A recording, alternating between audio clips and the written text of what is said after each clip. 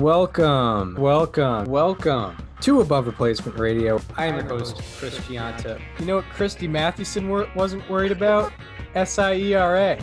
When you're thinking about Pedro Siriaco, I mean, the only one that can compete is maybe Hannes Wagner's 1908 season. Over there on the other side of the screen is Daniel Curran. Like, if we just clip together every time we've talked about him on other people's profiles, we've done a Mickey Cochran episode. I can't get past Rabbit Marinville. It's not necessarily Hall of Fame. It's not necessarily above average, but we can guarantee you we are better than just the standard replacement level college sophomore. And welcome to Above Replacement Radio, where we're talking baseball kind of whenever. I'm your host, Chris Gianta. Over there on the other side of the screen is Daniel Curran. How you doing, Daniel? Chris, I am doing well. We have functioning internet today, which is huge. That's always very important when you're doing a podcast remotely. You and I have been in different states for the last month and a half, so it is very essential to have functioning internet for sure. Yeah, that's why we call ourselves, that's why we say we're talking baseball kind of whenever, because you never know when something's going to pop up. And luckily there wasn't too much baseball action yesterday outside of maybe Padres, Dodgers, and the longest game of the year, apparently. Yeah. With Twins, Reds. Reds. But we're still pretty much recapping the weekend and other things going on in the baseball world today. What do we want to get into first? Well, there's been a lot that's happened, certainly. I don't know. What do we want to get into first? There's a lot. I think chronologically we could just get into this happened before our last episode, but Baseball Reference updated their the Negro League stats, and they have wins above replacement for these guys, and OPS plus, ERA plus, all that for these guys, and it's much more organized. And I it seems pretty realistic what happened. They had they had a lot shorter of seasons, so now they're now Negro League players are kind of topping some of these rate statistics, and there's some pretty fun stats out there with the Negro Leagues. So first of all, Tatello Vargas hit a single season record 471 at age 37, and then he just stopped playing. Wow. He went out on top. He just retired. He hit 471 in like 30 games, and then obviously that qualified because Wow. When was the last time? How many plate appearances did he have? I think like 150 maybe. Okay, I want to check. Like I know that it is a small sample size, but 471 is like a lot. Right. So 30 games, 150 plate appearances, and a 471 batting average. He had 136 plate appearances. 130. Okay. So we'll set the minimum at 135. Yeah, 471 Just average. Completely cherry pick. 1116 OPS, 200 OPS plus. Yeah, it was that one I probably found the most fascinating because he just apparently just retired. Yeah. He went out on top. Yeah, and yeah, it's weird. Like, I think some things were recorded and some were not, because on his Baseball Reference page, he starts in his age 21 season, then he misses his age 22, and then he plays his age 23 season. And then from 1929 to 1941, he doesn't play. I'm guessing he just wasn't in a particular professional league where they were recording this stuff. Mm-hmm. And then comes back for age 35 through 37 seasons, and then wins the batting title in his last season ever. That's right. What a career. Josh Gibson had 1, 2, 3, 4, 5, 6, 7, 8 qualifying seasons with a 200 OPS plus. He also had a 215 career OPS plus, which is insanity. Yeah. he has the most seasons ever with a 1400 OPS or better now. So that's something to pay attention to. You know the craziest thing? In 1943, he played 69 games, which is right around where we're at in the season right now. He had 6.3 B WAR. Wow. Yeah, no That's one's good. even close to that right now. Right, and this actually makes me think back to our all-time draft, and Mhm. especially with these stats now, Josh Gibson was a very good pick by I think Nico. Nico took him. Yeah. The only problem was if we actually put these teams together, he also had Ty Cobb on his team, and he Yeah, had Cat Benson. he had Ty Cobb and Yeah. he had Cap Anson, who was probably more of an issue. Okay. Yeah. It was yeah, yeah, it was funny. We pointed that out on the show. Yeah. That would have been an issue, but we would have had to. I mean, I don't know. We would have had to have suspended Ty Cobb and Cat Benson from the team somehow, if unless they change their ways, because I mean, clearly we can't just take Josh Gibson out of that lineup. Yeah, definitely not. He had a better OPS and OPS plus than both of them. Yeah. He had a Satchel, better. I'm pretty sure he had a better OPS plus than Babe Ruth. yeah, I guess yeah. Now, well, I don't know if he's qualified Wow. all time, but he does There have. is. So there has been outside of that one season, there has been one span in Major League history where a guy had a 471 average in 30 games, with over 135 plate appearances, and it was Nap Lajoie in 1901. Yeah, Yeah, makes yeah. sense. Shout out to my all-time team. Oh right, yeah, I yeah, picked him at second base. He's also one of my favorite players of all time. He slashed 472, 518, 768, 1286 from April 26th to June 1st of 1901.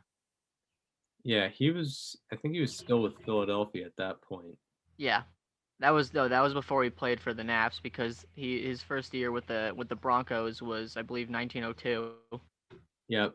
Yep. And then in 1903, they were like, "This guy is so good, we're gonna name the team after him." Yeah, After one season of playing in Cleveland. right. And the second he left, they were like, "Well, now we got to be the Indians." Yeah, And then 100, whatever it is years later, they're like, "Well, you got to change this now." yeah. It had a run. They did have a And run. I mean, let's not forget, Nap Lajoie literally was the franchise for 12 years. and here's the thing is, uh, I've when I went back on it for a class that we did blogs, That's right. and I did a blog about the top 10 dead ball era team names, and there's Nap Lajoie came up. The Cleveland Naps were number 4 on the list, and I looked back, and Nap Lajoie is still the wins above replacement leader for that organization. So he's still the franchise, honestly. Yeah. So Yeah, let's he is. bring it back. He's the best Bring player. back the Naps. Yeah, he's the best I player will. in franchise history. I might adopt the Cleveland Naps as my favorite team if they rename them the Naps. Yeah, and I mean, I don't know what they're like. Just have the C as per usual. Yeah, you don't even need to you don't even need to change anything in the team store, except you just got to change the name. You don't have to change the logo. Just keep it as the C. Yeah, and I'm thinking of the old style old style lettering on the front, and it's just NAPS. Yep. And it's symmetrical. It's great. My Diamond Dynasty team in MLB The Show is the Cleveland Naps. Yeah, it's great. Like By the way, need that. during this stretch, Nap Lajoie, 471, 472 average, 30 games, 1 strikeout.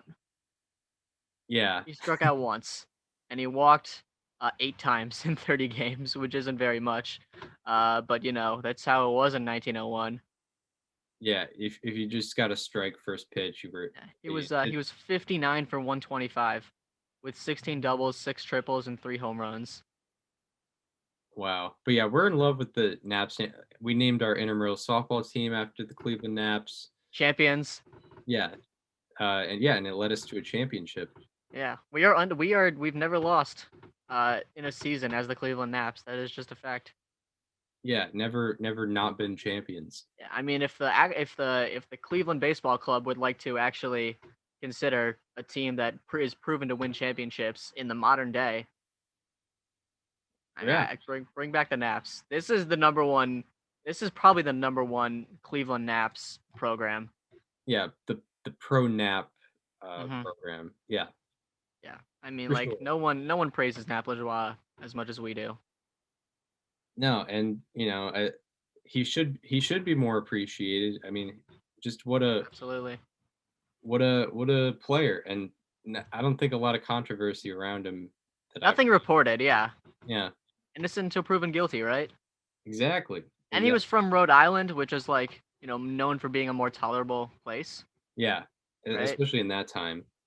Well, he was born in 1874, so it wasn't like, necessarily. Actually, it was post Civil War. Yeah, you're right. You're right.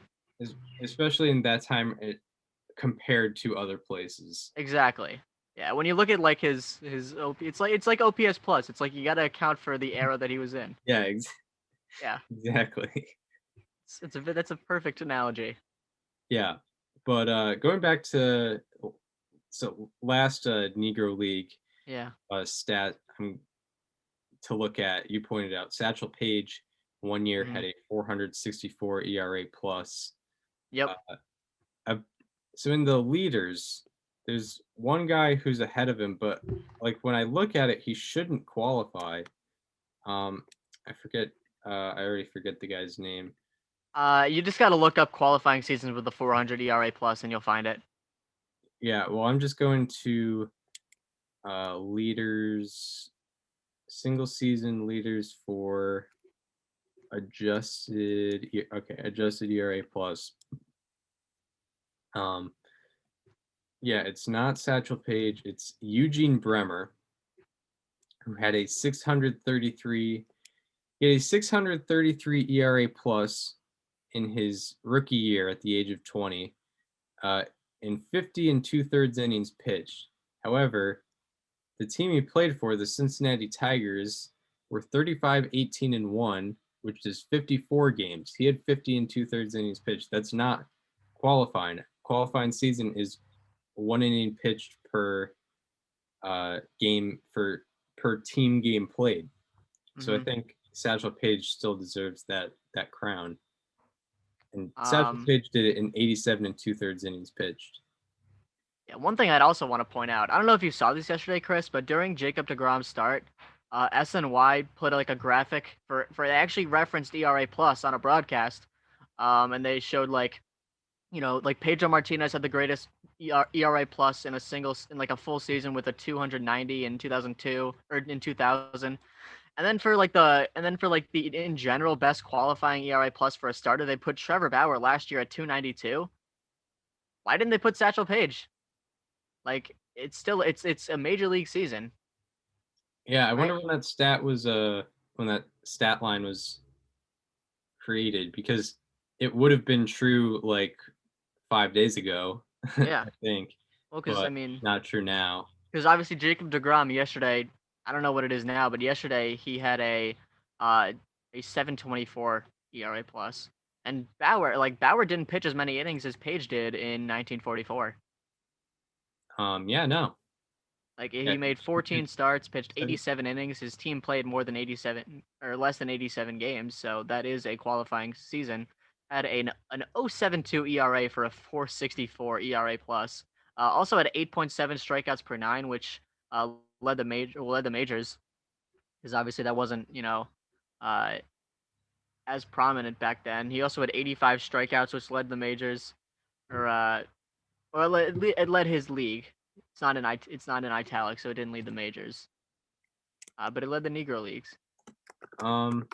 This might be legend or a story, but I think Satchel Paige might have had one inning where he called the fielders to get off the field and just have him and his catcher and struck people out.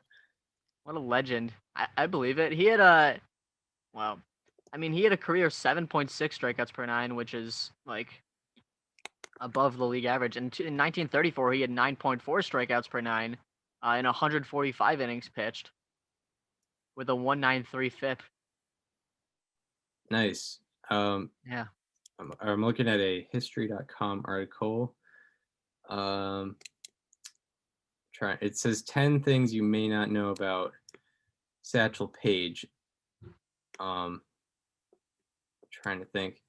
Paige was famous for his on-field tactics. I don't know if this would include that. Along with being a first-rate pitcher, Paige was also a consummate showman who reveled in slapstick humor and trick plays. Fans fell in love with his windmill windups, relentless trash talk, and leisurely strolls to the mound, and were especially taken by his penchant showboating. One of his favorite moves was to call in his outfielders and single-handedly strike out the other side. According to Paige, an even more famous stunt came during the Negro League World Series in 1942, when he intentionally walked 2 batters so that he could face power hitter Josh Gibson with the bases loaded. After taunting Gibson and warning him about where he intended to place each throw, Paige struck him out on 3 pitches. So wow. Do we have game logs for that World Series? I don't think we so. do. But we do know that Satchel Paige in the 1942 World Series went 2-0 with a 2.2 ERA and 18 strikeouts in 16 1/3 innings pitched with 4 walks, but it says 0 intentional walks. Maybe it wasn't like the traditional intentional walk. Maybe he just pitched around 2 people. Yeah. You know? Or maybe he did it accidentally and then claimed it was intentional later on. It could have been that. But either way, walking 2 guys to get to Josh Gibson is pretty nuts. Yeah. Like normally you walk. Yeah, that is very funny. Like normally you do the opposite. Do you do everything at all costs to avoid Josh Gibson? Yeah, that would be so It's- cool if like actual players did that today. Like whoever's in front of Ohtani right now. It's like, well, I mean, yeah. Imagine like the Angels lineup. It's like, nah. Let me intentionally like. Imagine like someone's facing the Angels like in the playoffs or something, and it's like 9-1-2 is due up with it being like, I don't know, like David Fletcher. Or no, it's like Luis Rengifo at 9, David Fletcher at 1, and then Trout Ohtani. And imagine the pitcher's like, bring me them. Yeah, it would be so like that would be so like good for the game, but I don't think it would work out well for the pitcher. No. The pitcher, also, who in there? Imagine like Jacob deGrom doing that. Like imagine Angels Mets World Series, Jacob deGrom. Yeah, that's the only guy I would really trust with that. I think that'd be amazing. Yeah, that would be great. So shout out to Satchel Paige. What a legend. I mean, listen, Chris and I will never pass up the opportunity to look at more stats, and that's what Baseball Reference has given us. Yeah, we are League. We're grateful for that. Yeah. Especially the stats this ridiculous. It's not like it's not like they added stats where no one really excelled. There were some excellent seasons happening in the Negro Leagues. Yeah, I think Josh Gibson now has like the 3 best OPS plus seasons of all time or something like that. Yeah, it's things look a lot different when you go to those leaders, it's you got to go a little down more before you get to Fred Dunlap. Yeah, that's exactly who I was going to point out. Yeah, like now it's Gibson, Ruth, or Gibson, Bonds, Dunlap, Ruth is who you have to get by for Fred Dunlap's legendary 1884. But I mean, if we're gonna be counting the Union Association, like, there's no reason we can't have the Negro Leagues like fully in here. Yeah. For those unaware, Union Association, basically what happened was this millionaire from St. Louis just created another major league, and then he created his own team from St. Louis and took pretty much all the best players. So I think the 5 leaders in ERA were all on the St. Louis Maroons, or 5 of the top 7. So Fred Dunlap didn't have to face any of the best pitchers pretty much. So he just had and he was pretty good in the And he was also on the St. Louis Maroons, mind you. Yeah, he was on the Maroons with those 5 really good pitchers, and so he didn't have to face that great of competition. And he was pretty good in the National League before that, but not amazing. And then he had a 256 OPS plus in the Union Association, but then went back to the National League, and I don't think he got it above 123 again. 128. He did have a 128 in 1886 with the Detroit Wolverines in 51 games played, so not qualifying. Okay, yeah, that's half of what he got in 1884. Exactly. Yeah, he just went off that year. He had a 7.9 wins above replacement. He never had another season above 4.5. Yeah, and he 7.9 in I think 112 games or 115 games or something like that. For the record, the 1884 St. Louis Maroons went 94, 19, and 1.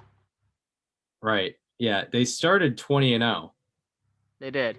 They started 20-0, and I think they lost to Boston. They might have had like multiple 20-game win streaks, but I don't think that happened. But they started 20-0. If you want to read more about the Union Association, go to my old blog that I had for class, the deadballdigest.wordpress.com. Let's go.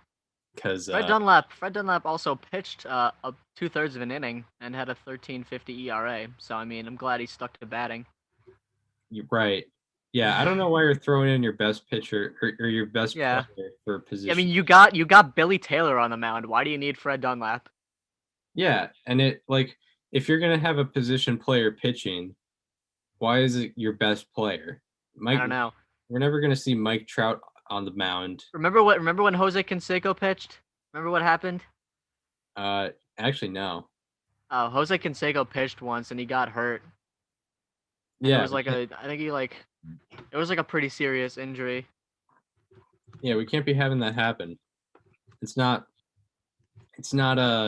Stevie Wilkerson up there. It's Fred Dunlap, the face of the franchise. Yeah, Jose had torn a ligament in his elbow and would need Tommy John type surgery. Oh my God. Yep. After he just pitched a random inning in a blowout. Yeah, the 1884 St. Louis Maroons as a team had a 1.96 ERA. Yeah. That league, I'm pretty sure the league average OPS was 588. And they had a 155 ERA plus as a team. Yeah, they were extreme. It's ridiculous. They also had a 139 OPS plus. Yeah. Which most of that was probably carried by Dunlap. Yeah, a lot of it, but they had a pretty consistent lineup. Because that guy, I forget the name, just took all the best players. Mm-hmm. It was pretty funny, and obviously that league only lasted for 1 year because it was not sustainable. And yeah, it was like the XFL of Major League Baseball, but it lasted. It happened 150 something years ago. Yeah, and it's if 4 teams just folded in the middle of the season. Yeah. Then yeah, that's that's probably my favorite thing is that Ted Sullivan managed the team. He started out 28-3. Shout out to the Atlanta Falcons. And then he just stopped, and Fred Dunlap took over for the rest of the season and went 66, 16-1. The team was 28-3. They were like, we need a new manager. Yeah, we've lost 3 of our last 11. That's not okay. This is terrible. This is not a good pace to be on. We're only on pace to have like a 650 winning percentage. Right. All right. What else? What do we want to get into next? Wander Franco. Yeah, let's get into Wander Franco. He is making his major league debut tonight. That's gonna be fun. Yeah, he's been the #1 prospect in baseball since mid 2019. So this is huge. The biggest thing that trying to find. There's another one. Doesn't he have a brother that's also Wander Franco? Pretty sure he does. I wouldn't be surprised. I think there were multiple Rube Neto doors. Yep, that's true. Oh, there he is. Here he is. Wander Franco. He was born on March 1st, 2001, which makes me feel incredibly guilty because he was pre-2018. He was ranked as the 96th best prospect. That was after his age 17 season. Yeah. He's been doing it in the minors this year. He is with the Durham Bulls. He is slashing 315, 376, 586 for a 954 OPS. That's a 586 slugging percentage as a shortstop. Yeah. So I mean, no doubt. Yeah, exactly. I'm trying to find find stuff. Yeah, 954 OPS this year. I should go to his grades on the MLB.com. I can tell you this: he was ranked pre-2020 and 2021. He was ranked the number 1 prospect in the league from Baseball America, Major League Baseball, and Baseball Prospectus.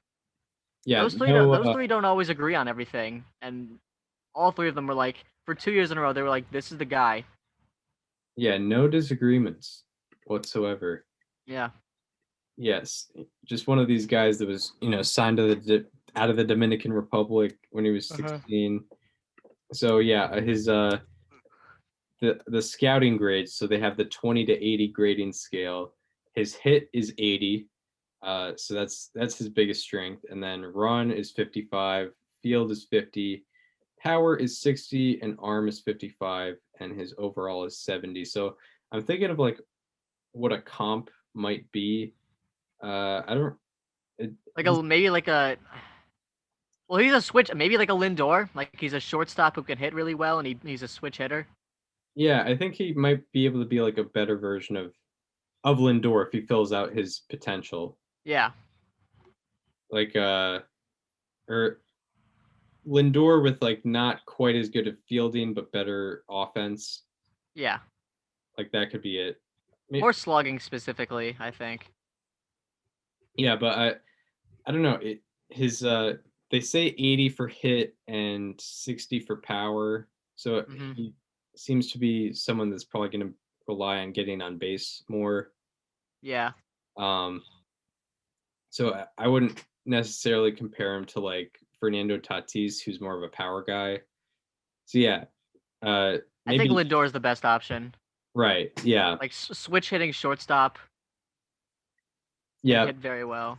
Probably a better hitter. Better hitter, not as good a defender. Exactly. But I mean, even then, like Lindor is a 2-time Gold Glover and a Platinum Glove. Like, there's no shame in not being as good defensively as him, especially in your age 20 season. Yeah, exactly.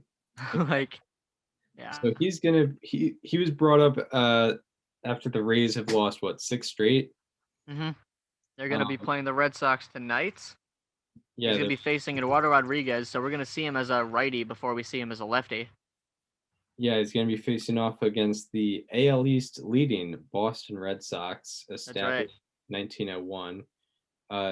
Yeah, he's going to be facing them. Yeah, good for us. They just decided to bring up this guy right when we're hitting. Do you think he could still be in the Rookie of the Year race? Because I don't know, like who are the big AL rookies? I think right now.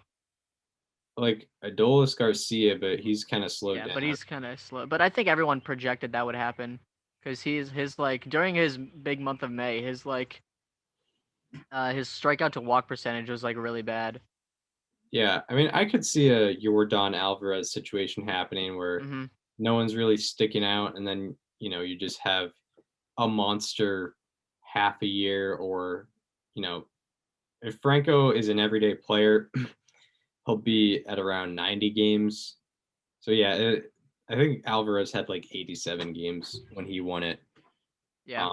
But he'll have to do a lot. I don't know if he'll pass like Adolis Garcia. Adolis Garcia is probably number 1 right now. He has a 1.7 F4, which leads all rookie position players. Let me see pitchers. Trevor Rogers, yeah. That's National League. Who leads the National League rookies and position players? No, Trevor Rogers. I know. Yeah, it's National League. The number one AL rookie pitcher is Dane Dunning with a 1.4 wins above replacement. Nice. Great. Yeah. Okay. So yeah, I mean, by the way, little programming thing. If anyone would like some extra commentary on Wander Franco's debut, I believe I'm going to be on a stream with Diamond Digest that I will be doing. There we go. Yeah. Nice. I believe that's going to be a thing. The link should be in my Twitter account at Daniel_Curran. And yeah, I'll be ready to go. Yeah, I'll be watching it live with see two of my colleagues. They do some of those things. So yeah, Mhm. it was due to happen. Yeah. I don't really know what to expect with Wander Franco because he's always been number one prospect, but he's never had like the insane crazy stats like when Vladdy Jr. hit 400 in the minors that one year. So like I don't know if he's gonna just break out immediately, but he should be above what the Rays shortstops were getting. And we talked about this with Kyle was, when we were talking about, a potential prospect that could put a team over the edge maybe. And I suggested Wander Franco as like the obvious choice. And I talked about how at the time the Rays shortstops were 27th out of 30 in FWAR. So Franco probably will put them above.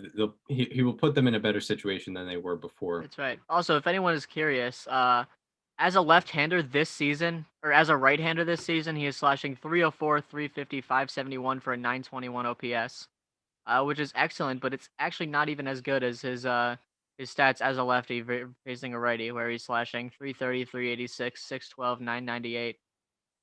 Yeah, and also consistent. Also, he's been particularly great over his last 17 games, where he's slashing 371, 405, 686, 1091.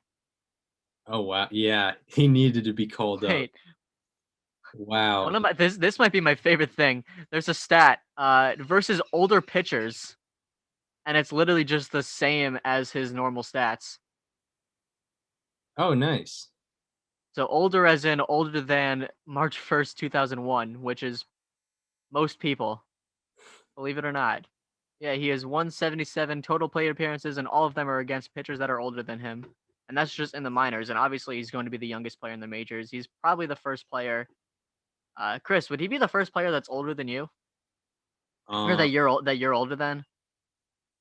Yeah, I think so. Probably. I think I may have got how many like. How can I check like the youngest? There might have been someone younger or that I was older than like at one point. They have them in like the leaders index, but if I go like year by year top 10s or something, I think they have that in like an alternative category. There was like a random Blue Jays pitcher in 2019 who was like the first 2000s player. But he was born in February, and he was a little bit older than me. Both of the youngest players this year, according to Baseball Reference, are both 21. Luis Garcia of the Nationals and Luis Patino. Oh. So okay. Wander Franco, yeah, he'll be the first guy younger than me to be in the MLB. Wow. Fun. Fun. That's fun. Yeah. Luis Garcia of the Nationals. Yeah. So that would not be the Astros one. Of course, I clicked on the Astros one because I completely guessed which of the Luis Garcias I was going with. Yeah. Now I'm very curious. I want to see if anyone was born after me out of these people. Luis Garcia of the Nationals was born May 16th, 2000. He was born days before I was. And then who was the other one? Oh, Luis Patino. Yep. Luis Patino was born October 26, 1999. Yeah, no. So yeah, Wander Franco is going to be the first player that I am older than. Yep. So Wow. the gears are turning. It's He's going good. quickly. Like I remember a few years ago when Ozzy Albies was the first player that was born in 1997. Right. Yeah. Seems like it was yesterday. Now we're into 2001. Yeah. I think there's very few player. I wonder who the first guy born in 2000 was. Now that There was a guy. I said there was like a random Blue Jays pitcher in 2019, oh, okay. and So it who's was I don't 19? remember who it was. Yeah, That's but I funny. don't think he's like pitched since in the majors. Yeah. Um, They'll just do that to guys. Like if they don't. yeah, okay. Elvis Luciano was born February 15th, 2000, and in 2019 he pitched 33 and two-thirds innings for the Blue Jays. In 25 games, actually, he had a 5.35 ERA with a 5.56 FIP. I wonder if he is currently in the minors. Yes, he is. He is in Double A New Hampshire. He has a 4.11 ERA there, and he was the first 2000s player. Yeah. Yeah, Elvis Luciano from the Blue Jays. Teams will just do that if they don't care about service time with a particular guy. They'll just Exactly. bring him up oddly early. I think the Red Sox did that with Jonathan Arauz, Hmm. who's like really young on that 2020 Red Sox team. Um, Yep. but yeah, he will be debuting tonight against one of the unluckiest pitchers in baseball, Eduardo Rodriguez, who That's just right. so yeah, expect Wander Franco to have a couple singles at about 65-mile-per-hour exit velocity and like a 40-degree launch angle with a 0.3 expected batting average. Because that's what happens to Eduardo Rodriguez. Expect him to hit a pop up that lands right into that corner in left field with a short wall. Like Yeah, somehow it's a foot over that wall on like a fly ball yeah, that somehow doesn't hit the catwalk and somehow the left fielder doesn't catch it. Yeah, yeah, expect one of those. yeah. Expect one of those like gone in 3 out of 30 ballparks, and it was Hmm. gone. It was gone there. Yeah. Yeah. But yeah, very very exciting. He's 20 now, and maybe he'll join the ranks of like these young players taking over baseball. In terms of a big prospect who came up this year, the biggest prospect that's come up this year is now back down in AAA. But I think Franco, with him having a 1091 OPS in his last 17 games, I think he's not going to have as hard a time adjusting to Major League Baseball. I I think would say so as well. I think he's here to stay, and especially with the Rays shortstop situation, I think he's Yeah. here to stay. I mean, I Um, trust like the Rays are notorious for like really letting their players marinate in the minor leagues. They did it with Brent Honeywell, and I'd feel like even if he's 20 years old, they kind of did it with Wander Franco. Like he very easily could have come up as a teenager, but they decided to wait it out. Um, and I think they probably picked the right time. I think that's very possible. And once again, like just don't be surprised if he doesn't have it right away. Like it's not like look at what happened with Jared Kelenic. He went over 39 with yeah, like a million strikeouts. yeah, exactly. Yeah, exactly. He could Like that like stuff happens. he probably could have come up at like 18 because if you're the number one prospect in baseball, you're probably major league ready Yeah, in some form or fashion. Maybe not major league star ready, but major league ready in some form or fashion. Uh, exactly. yeah, that was. I remember when Major League Baseball updated their top 100 prospects, and it was an article, and I saw the new list, and I was like, "Who's this Wander Franco guy?" Yep. And tonight I will find out. I will find out exactly who Wander Franco is. It's exciting. I'm very very excited for this. Yeah, it's gonna be exciting. He's gonna make the Rays better, which is unfortunate for us as Red Sox fans, but it's good. It's good for the game. Yeah. Um, what do we want to get into? So with the White Sox, there's some things I have, not particularly like players, but them against certain teams. Like Hmm. there's some fun stats about them because I bring the White Sox up because they just got swept in 4 games by the Astros, and like maybe one game was close. Like they got They got smoked. They got dominated by the Astros. It wasn't like a thing where, they couple bounces here, maybe they could have split the series. No, this was just a slaughter by the Astros over the White Sox. It was a bloodbath. Yeah. In the month of June, the White Sox as a team who thrive on offense are slashing 236, 310, 375. So that would be a 685 OPS and a 93 weighted runs created plus. And their offensive FWAR ranks 24th in the majors in the month of June. So that's a problem.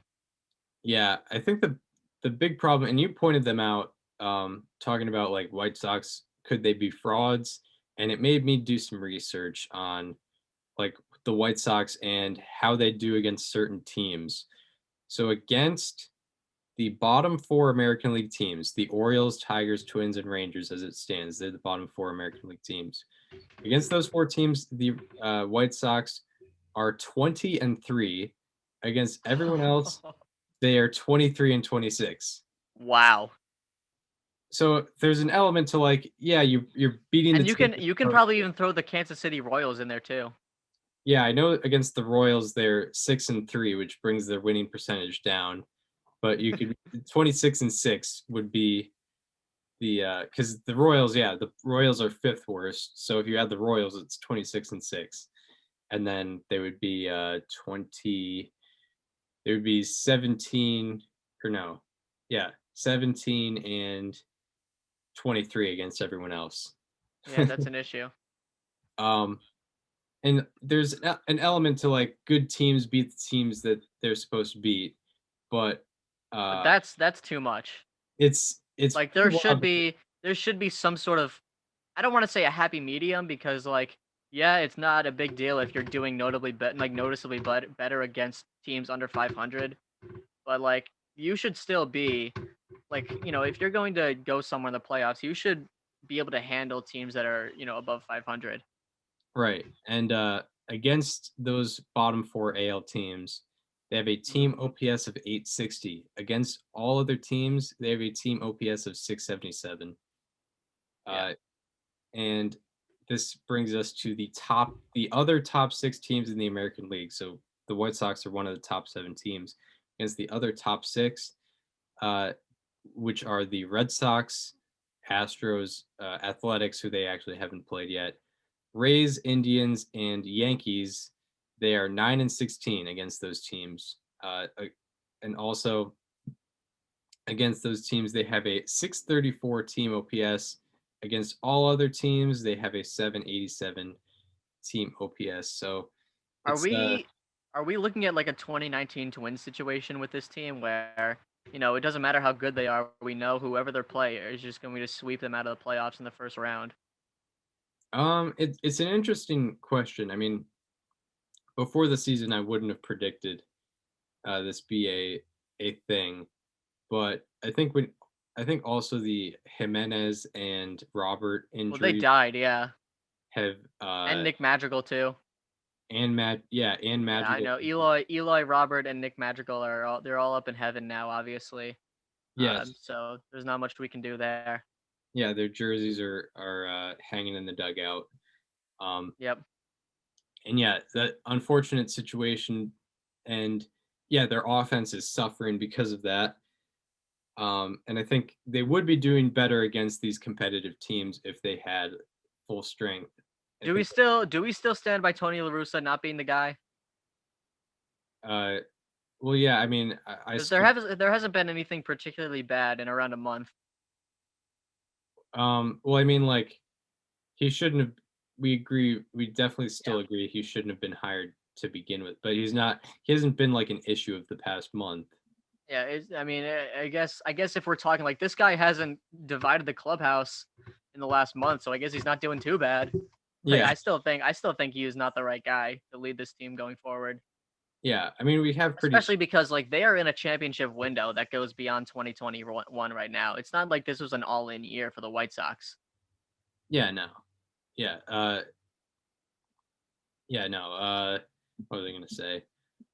Yeah, we have pretty low standards for the guy, so and he's met those standards in the past month.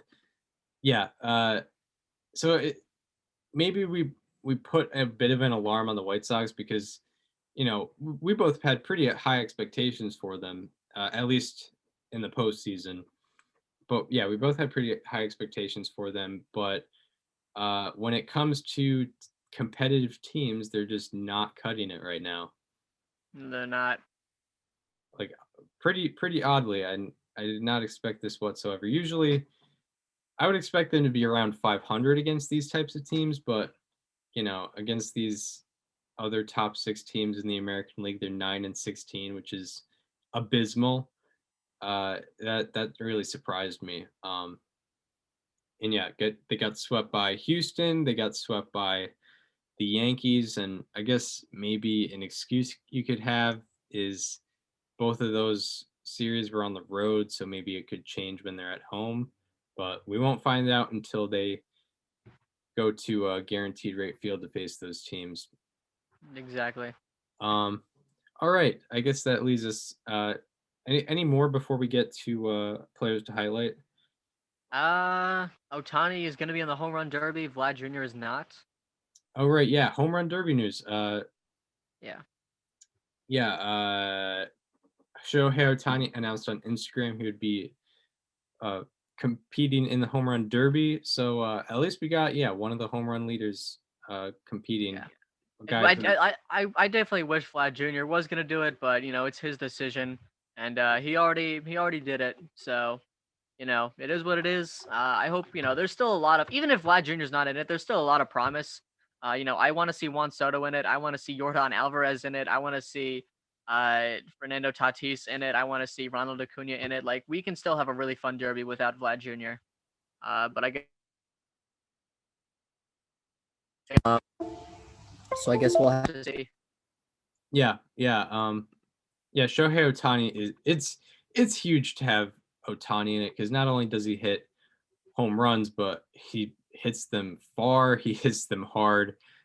He just going from the Statcast angle from it. I'm looking at the exit velocity and barrel statistics. Shohei Ohtani at the top of the list in barrels per plate appearance. 15%, 14.7% Wild. of his plate appearances, and this is not per batted ball event, per plate appearances. 14% of plate appearances. Which that's even wilder. 24.7% of batted ball events are barrels. A quarter of his batted ball events are barrels, which is these are usually like 80% extra base hits when it's a barrel. And then behind him, right behind him in barrels per plate appearance are, or actually barrels for batted ball events is probably better because in home run derby there's not going to be like swings and misses. So right behind him is Fernando Tatis Jr. That's the next guy we got to look for. Ronald Acuna Jr., Aaron Judge, who is not going to do it. Rafael Devers is 5th. That would be a cool guy. That'd be fun. That would be very fun. He's not on like the home run leaderboard, but he would be fun to watch. He's got what, 18 this year? Devers, does he have 18? I think so. Matt Olson would be another good one too. Oh, absolutely. He's got 20 this year. Yeah. In 6th in barrels, and barrel percentage for batted ball events is Nelson Cruz. I don't think have we seen him in a home run derby. I don't think he would do it because I'm sure he's already had the opportunity. But Yeah. that would be awesome. Like imagine like the Tatises and the Shohei Otanis and the Devers of the world, and then there's just Nelson Cruz. Right. Yeah, it's like Nelson Cruz is literally double Wander Franco's age. He's just in right. there. Yeah. Number 7 is Brandon Crawford. That's surprising. Uh-huh. In barrels per batted ball event. Adolis Garcia, Max Muncy, Kyle Schwarber. So yeah, and then exit velocity, I think average exit velocity, who are the leaders? Judge, Guerrero Jr., Machado, Ronald Acuna Jr., Shohei Ohtani, Matt Olson, Rafael Devers, Paul Goldschmidt, Salvador Perez. But yeah, next on the list that we have to get in there are Fernando Tatis Jr. and probably Ronald Acuna Jr. Yeah, and I mean Yordan Alvarez too. Like throw him in there. Why not?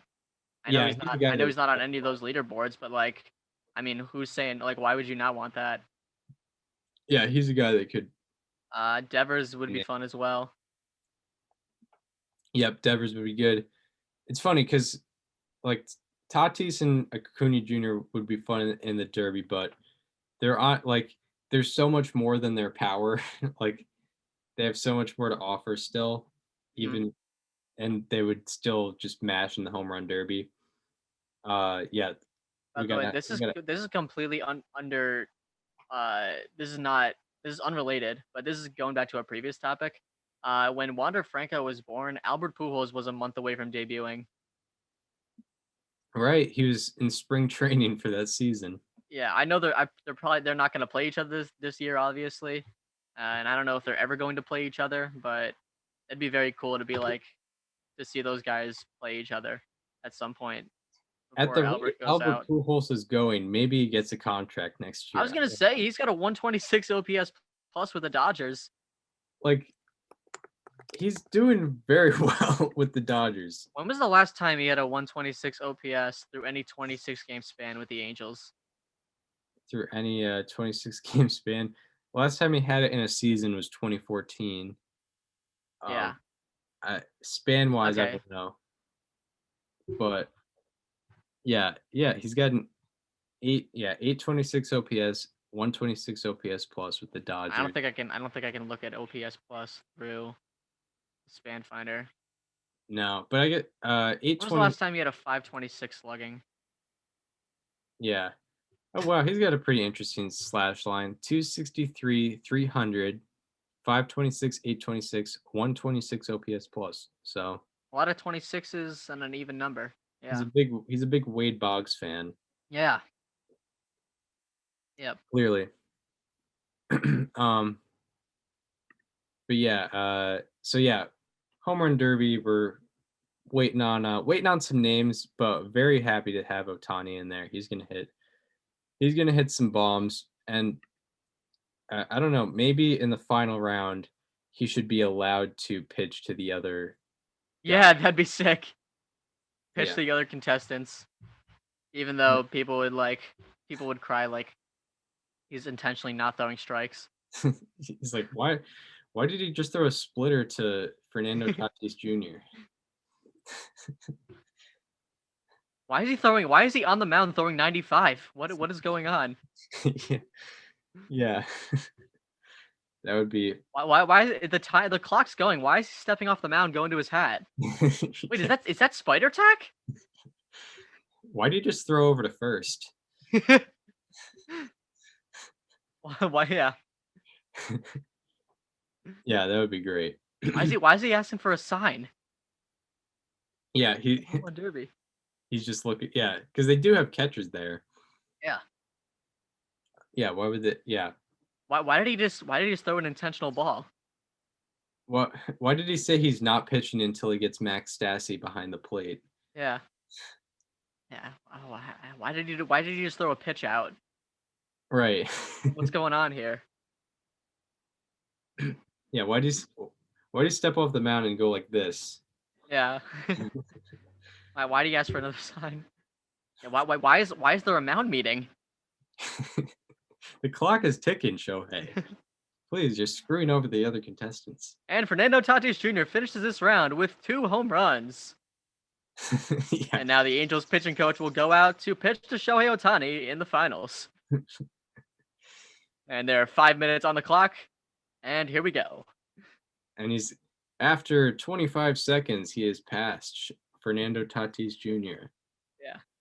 And he's running around the bases. What a great Imagine Tatis like hits a ground ball. He's like, wait, why is he covering first? Yeah. ground ball to first base. He's Yeah. like, we need a guy there. These shifts. It's- I can't stand these shifts.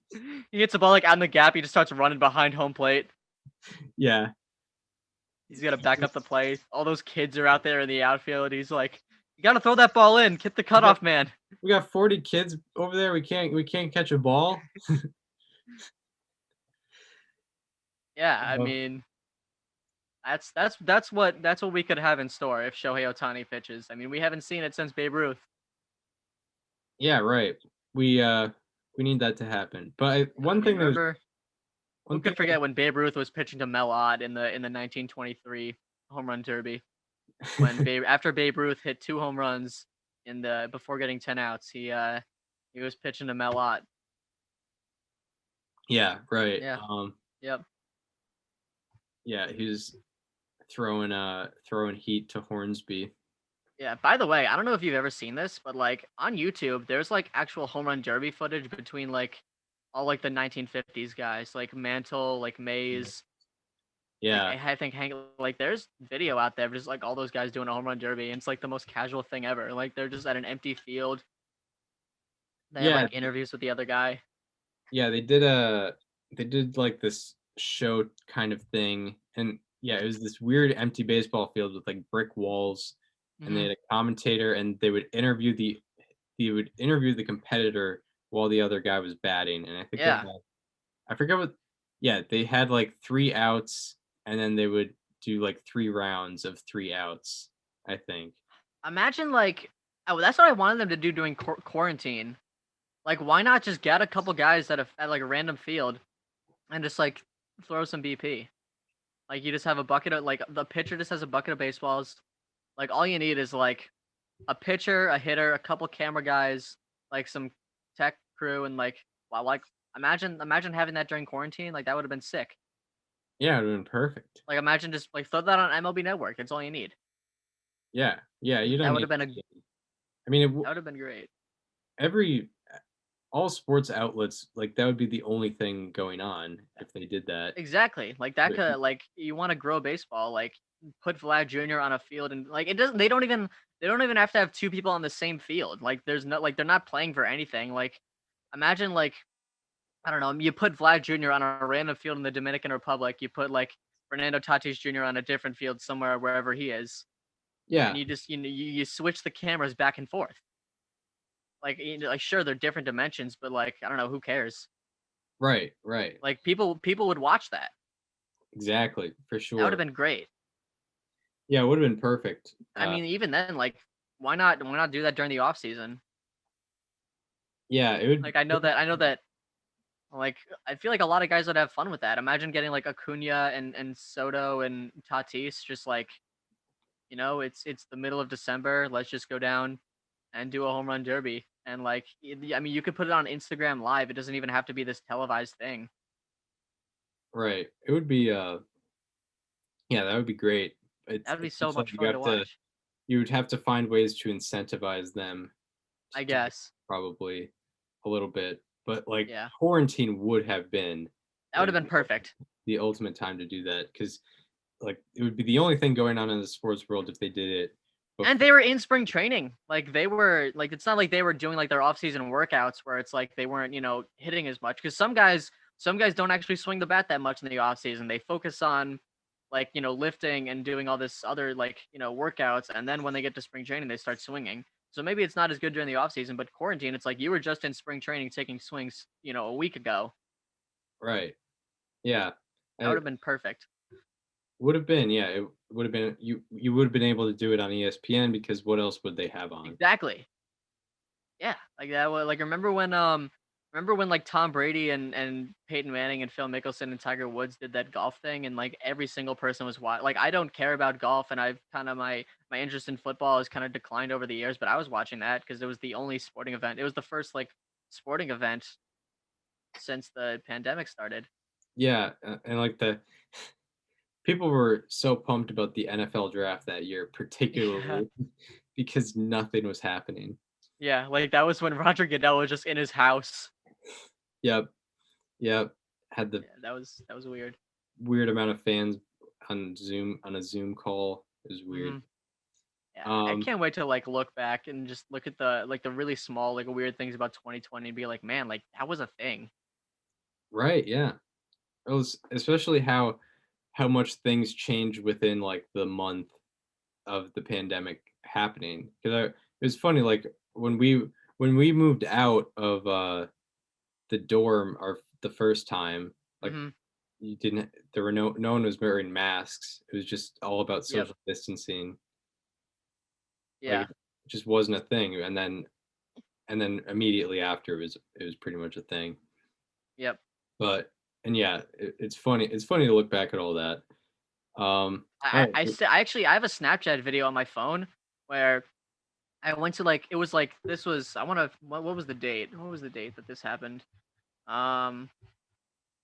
It was March. It was sometime in March of 2020. The actual date was March 26th. So I went to my local grocery store and one of my friends was working and I took a video of my friend working. Nobody in the video was wearing a mask. And I was like, wow, like this happened, like the mask thing happened a lot later than I think many people remember. Yeah, it started in like late April, I think. Mhm. Around there.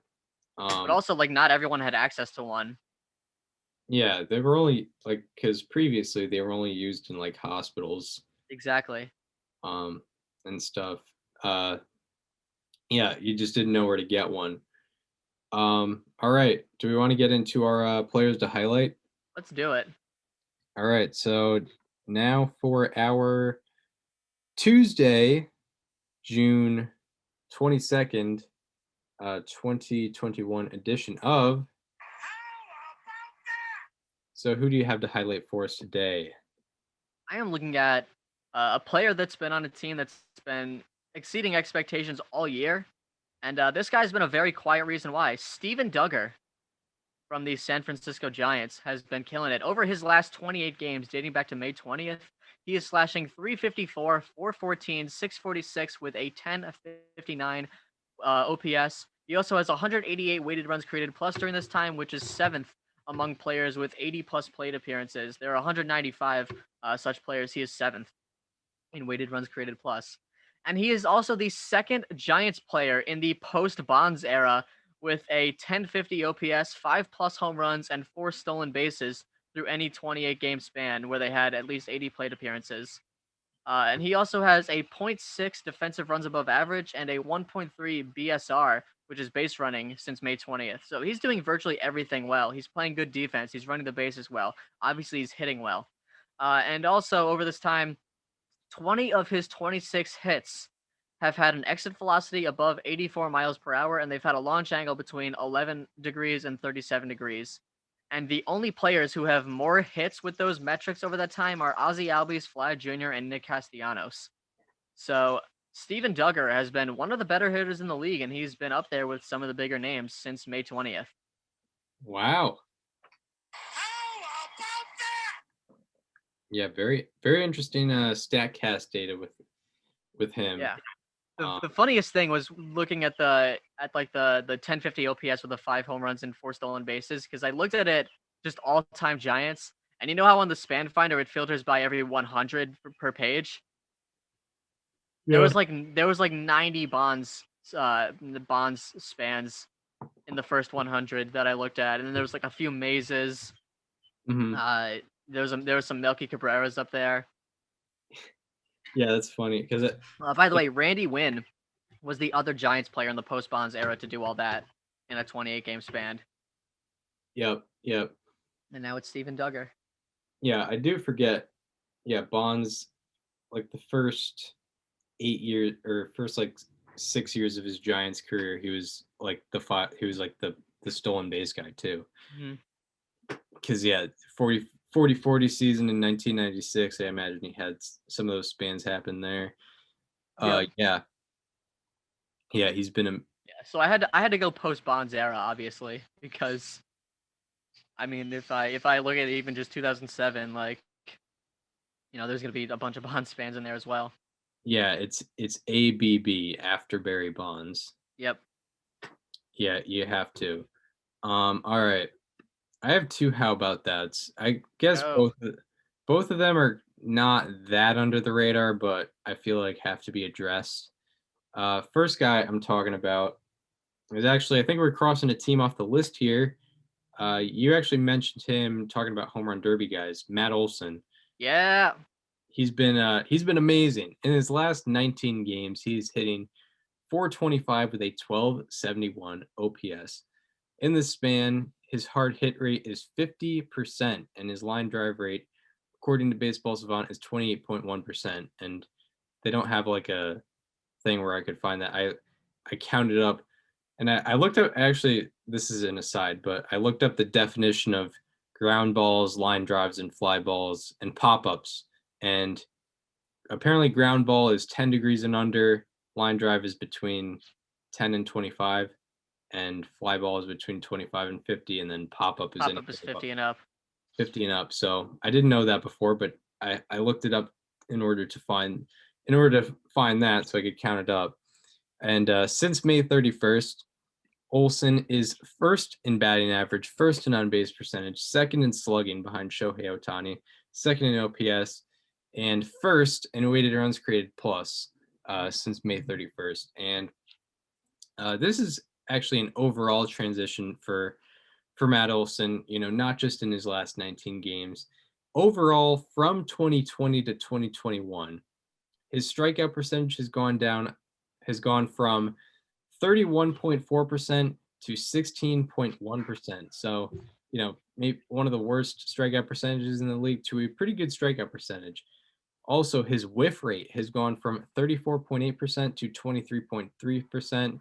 His zone contact rate has gone up 10.2 percentage points, and his chase contact rate has gone up 16 percentage points. So he's getting contact whether he is swinging in the zone or even if he's going out of the zone, he's still able to make contact there. So Matt Olson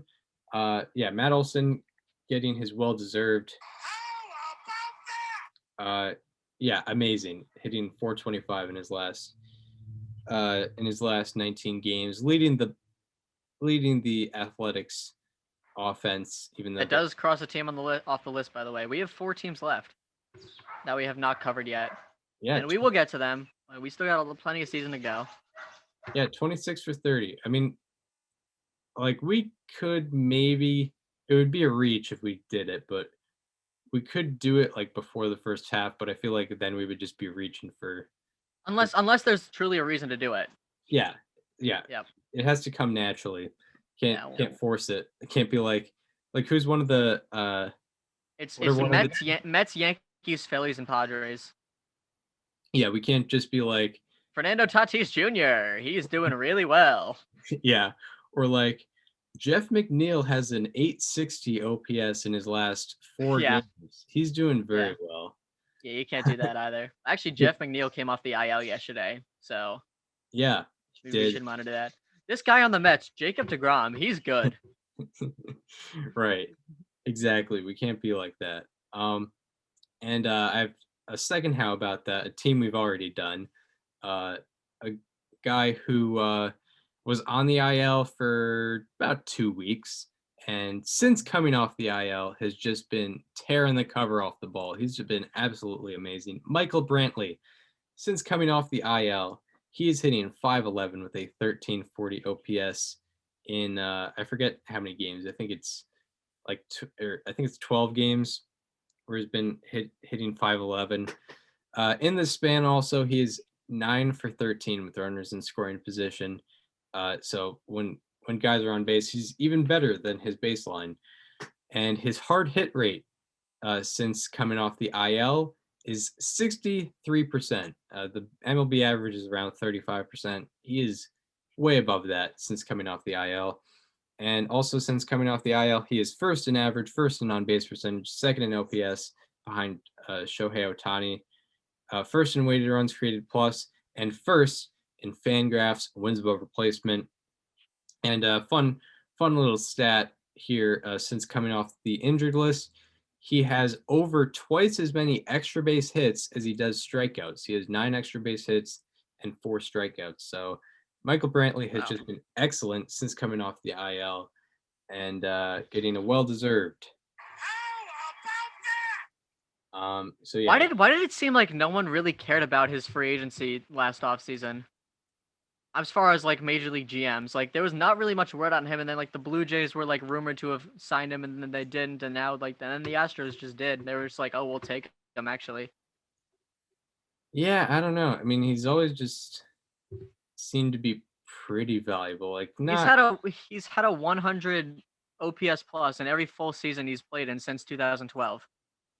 Yeah, it's funny how consistent he's been since like 2018 and even before his injury problems started. Like, but 2018 124 OPS plus, 2019 127, 2020 127, and this year it's increased by a good amount, like quite a bit. Yeah, 154 OPS plus this year. Michael Brantley's great. Yeah, he's very very good. Yeah, I don't know, maybe it's just, he was heading into his age 34 season, so he wasn't getting as much clout, if you could say that. Yeah, and he ended up getting the exact same contract he signed 2 years earlier, which is funny. All right, so now we go from the highs to the lows. Going to talk about some players or subjects that have been underperforming. So now for our June 22nd, 2021 edition of Slightly Alarming. Before the show, we suspected we might have the same player for the first time all season, which we know we both have the same team. We know we both have the same team. So who do you have to highlight for bad reasons today? I don't know if you have this guy. I went back to an old well. I don't think we have the same guy. All right. Chris and I, we love talking about this guy. He's been doing very well all year, but in June has not been his month. I'm talking about Dylan Cease. Oh, yeah, we don't have the same guy. We don't have the same guy, yeah. In the month of June, Dylan Cease has a 6.75 ERA, and he's given up the 6th most barrels in all of baseball during the month. Opponents have a 756 OPS against him, and even worse, he's been, the strikeouts and walks have been much better in the past, even in June. But the big issue is that his 28.6% ground ball rate in the month of June is the worst in the majors among qualifiers. So, if you're, you can strike out and walk, as many people as you want, and that's great. But, if you're not getting ground balls, you're probably not going to have a good time. And that's what's been going on with Dylan Cease. He's been struggling in a different way than usual. Yeah. A new problem has occurred. Just the month of June, right? Where he's been struggling. Because he got lit up on June 1st by the Indians. Yeah, I remember I think that was one of the matchups to look at. It was Cease versus I forget who. I think it might have been Cease versus Bieber, and it just it ended up being like a high scoring game for some reason. It was weird. But yeah, I wonder what his line drive percentage is since June started. I'm looking at launch angles right now. So he's given up 57 batted ball events. So that is 1, 2, 3, 4, 5, 6, 7, 8, 9, 10, 11, 12, 13, 14, 15, 16, 17. 17 line drives in 57 batted ball events. I'd say 29.8% rate, and the average line drive percentage is around 25%. So above average. He's been giving up some line drives, some fly balls, some home runs also. Yep. Forgot the sound drop, and I just closed out the phone, so oh no. That's not the best. But yeah, Dylan Cease so far in the month of June looking slightly alarming. My White Sox slightly alarming guy is a guy who won MVP last year and has not been the same overall, but Who could it possibly be? especially in the last 19 games. It's the guy who won MVP. This particular 2020 AL MVP is actually Jose Abreu. Was it the guy who had like a 1500 OPS in the Cuban League? Yes. Oh, Yes, man. he did. And he finished 4th in the MVP vote his rookie year. But in his last 19 games, Jose Abreu is hitting 187 with a 518 OPS. His on-base percentage in this time span ranks 169th out of 174 qualifiers, and his OPS ranks 165th out of 174 qualifiers in the span. Also in the span, his ground ball rate, according to Baseball Savant, is 54.2%, which is like 10% above average. And the percentage of batted balls with a negative launch angle in this span is 42.3%, which is a pretty large percentage. And this has been an overall trend, as his ground ball rate is a career high in 2021 overall. In this is the 7th year of the Statcast era, which he's been a part of the entire time. His ground ball rate is a career high, and his line drive rate is a career low by 8.7 percentage points. So maybe the maybe the decline for Jose Abreu is kind of arriving. He's still been an above average hitter overall this year. His OPS plus and weighted runs created plus are both above 100, but slumping right now, and he seems to be grounding the ball more than he'd like to, and not getting as much line drives as he would like to. So Jose Abreu, Slightly alarming. Yeah, real bad episode for the White Sox. Yeah. we talked about how bad they were against good teams, and pointed two out slightly alarmings. Yeah, it would have been better if we had the same slightly alarming. At least we wouldn't be. Do you think that day is ever gonna come? The time that we highlight there, whether it's on how about slightly alarming, because it has not happened yet. We got a same question for each other in the season previews before we got a same how about that or slightly alarming. Yeah, because and it was like word for word the same question. It wasn't like same idea. Yeah, right. I know last year, which was a 60-game season, I think we got the same player once or twice. I remember particularly we both did. Did we? We both did a JD Martinez slightly alarming. I remember one time particularly, but oh, okay. But this season, which has been more than 60 games for everybody, we have not done it yet. So I'll have to go back and look at that, I guess. Yeah, it was around probably like September, probably. Yeah, I remember it happened. I think it was a Zoom show from our dorms. Okay. From our dorm rooms. But I will have to go back and look at that. I think so. Yeah, I can't pinpoint the episode, but I'm pretty sure it happened. Anyway, on to or I guess we can still preview the week ahead, even though it's Tuesday, because why not? Also, there weren't many games on Monday, except for I guess there was a double. Dodgers Padres, basically. Yeah, and DeGrom, Dodgers Padres, and the Diamondbacks won a game. Yep. Yeah, that was a big deal. And the Twins had a walk-off home run. Yeah, and the Astros almost threw a combined no-hitter. Correct. Yeah, there was a 12-inning game. Thank God it ended in 12 innings. If a 19-inning game happened, I would have just stopped watching baseball, because I can't stand that when that happens. Yeah, no, it's the worst. 3 or 4 times. To be fair, I mean, like, if it ends in a walk-off home run, like, the extra inning rule wouldn't have made a difference. Yeah. It's just, I hate that people pointed that out. It's not like it just ended on a random base hit that, that wouldn't have scored a run that otherwise wasn't there.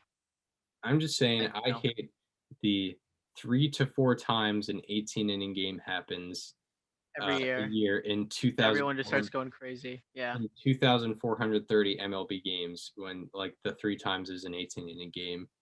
I just can't stand it, I tell you. Especially when it happens in the World Series. Yeah. Except that game was actually a nightmare because my team was in it.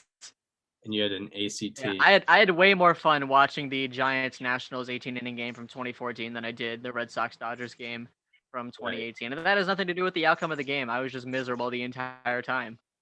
Yeah, and it was just it was torture when they took the lead and then gave it up. It's not like it was tied the whole time, which is more frustrating. But yeah, series wise, I mean, only thing to really pay attention to is Dodgers Padres. 24. Yeah. In 2014, I was just like, man, this Yusmeiro Petit guy is awesome. Yeah, I mean, he's still pretty good. He threw 7 shutout innings in relief or something like that. Yeah, he was the original Evaldi. Except he actually won the game.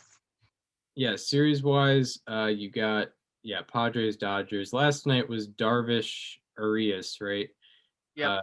Tonight you have two former Cy Youngs going at it, but going completely different trends. You have Blake Snell versus Clayton Kershaw. Shout out to me for being ahead of the curve on Blake Snell. Exactly. Yeah. Gave everybody a warning sign, and now he has a 5.72 ERA. Wednesday night, what do we got? We got a pretty good matchup you'll probably get into. And Thursday, Dodgers are facing the Cubs on Thursday. So I love when you just save the good matchups for me. Day by day matchup. What do you got? So obviously today, you got Wander Franco's debut that we got into. There's no doubt you got to look at that. Yes. You have Zach Wheeler going tonight. You have Lucas Giolito going tonight. Probably the best matchup I'd say is Charlie Morton versus Marcus Stroman. Over his last 6 starts, Charlie Morton has a 2.86 ERA. So that is pretty excellent. He also has 38 strikeouts in 34 2/3 innings pitched. You have Sandy Alcantara going tonight. You have Garrett Cole going tonight, of course. A lot of good pitchers tonight. Anthony DeScalfani versus Andrew Heaney. That's a good matchup. Freddie Peralta versus Zach Gallen. And then Clayton Kershaw, obviously. And then on Wednesday, you have Brandon Woodruff versus Caleb Smith. That's a good matchup. The best matchup of the day, without a doubt, is Kevin Gausman versus Shohei Ohtani. Wow. And then you also have Trevor Bauer versus Joe Musgrove, which is a good matchup. You have Trevor Rogers going for the Marlins. He's got a 1.87 ERA, by the way. You have James Caprillion going for the A's. Max Fried has picked up the pace a little bit. He'll be going for the Atlanta Braves. And that's about it, I'd say, on that day. And then on Thursday, not a lot has been announced, but I'd say the best matchup is Chris Bassett versus Colby Allard. Chris Bassett has obviously been very good for the A's. Colby Allard has made 4 starts for the Texas Rangers after his first 10 appearances were as a reliever. And in his starts, he has a 2.7 ERA. Okay. Yeah, nice. Yeah. He's got 20 strikeouts and 20 innings pitched and 4 walks. So, he's been, the peripherals aren't too bad either. Yeah, and he beat the Dodgers, I remember. But he does have 3 home runs allowed, which is not great, but yep. It's gonna happen. But he's got a 2.93 ERA on the season. And that's about it. That's Colby Allard, right? Yeah. Colby Allard, he was in the Chris Martin trade. And I did not understand why the Braves gave up on him so easily. Oh yeah. Interesting. Yeah. Yep. All right. Well, we hope you enjoyed this one. This was a longer one for This was a very tangent-based show. It was fun though. Yeah, it was good. It was good. We hope you enjoyed this one. If you are listening on Apple Podcasts or Spotify and want to watch the conversation as it happens, go to our YouTube channel and subscribe. It is called Above Replacement Radio. Also, if you want to follow us on social media, follow me on Twitter at Chris_Gianta and follow Daniel on both Twitter and Instagram at Daniel_Curran, and follow the show Instagram at Above Replacement Radio for all the show needs. And we hope you enjoyed this one, and we hope to see you on Thursday. Where should we record Friday? Let's record Friday since we did Tuesday, and then we'll just go back to Monday, Thursday next week. Yeah, all right. We will. Because I just previewed the day on Thursday anyway. Okay, we hope to see you on Friday, where we will be talking all the happenings and previewing the weekend of baseball ahead. We will see you then. This conversation is over.